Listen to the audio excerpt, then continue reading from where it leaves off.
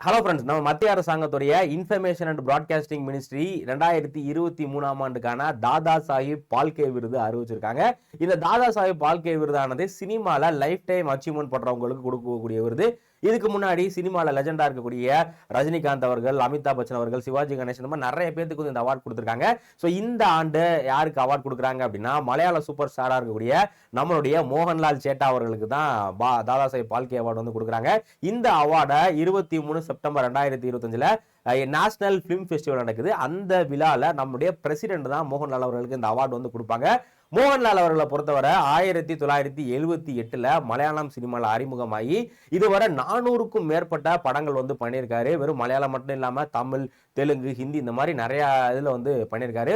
So இதுக்கு முன்னாடி மோகன்லால் அவர்களுக்கு 2001 ஆண்டு பத்மஸ்ரீ விருதும் 2019 ஆண்டு வந்து பத்மபூஷன் விருதும் வந்து கொடுத்திருந்தாங்க. ஸோ இந்த வகையில இந்த ஆண்டு தாதா சாஹிப் பால்கே விருது கொடுக்குறாங்க. தாதா சாஹிப் பால்கே அப்படிங்கிற பத்தி தெரிஞ்சிருக்கும். ஸோ ராஜா ஹரிச்சந்திர அப்படிங்கிற இந்தியாவுடைய முதல் படத்தை தயாரிச்சது அவர் தான்.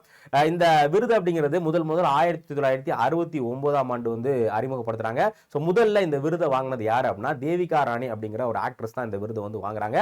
போன வருஷம் வந்து பெங்காலுடைய ஆக்டரா இருக்கக்கூடிய மிதின் சக்கரவர்த்தி வாங்கினாங்க. ஸோ இந்த ஆண்டு பார்த்தீங்கன்னா மோகன்லால் அவர்களுக்கு வந்து வழங்கப்பட்டிருக்கு. ஸோ மோகன்லால் தமிழ்ல நிறைய படங்கள் நடிச்சிருக்காரு. ஸோ அதுல உங்களுக்கு பிடிச்ச படம் எது அப்படிங்கிறத மறக்காம கமெண்ட் செக்ஷன்ல கமெண்ட் பண்ணுங்க. இதே மாதிரி நிறைய விஷயங்கள் தெரிஞ்சுக்க நம்மளுடைய சேனலை சப்ஸ்கிரைப் பண்ணிக்கோங்க. தேங்க்யூ.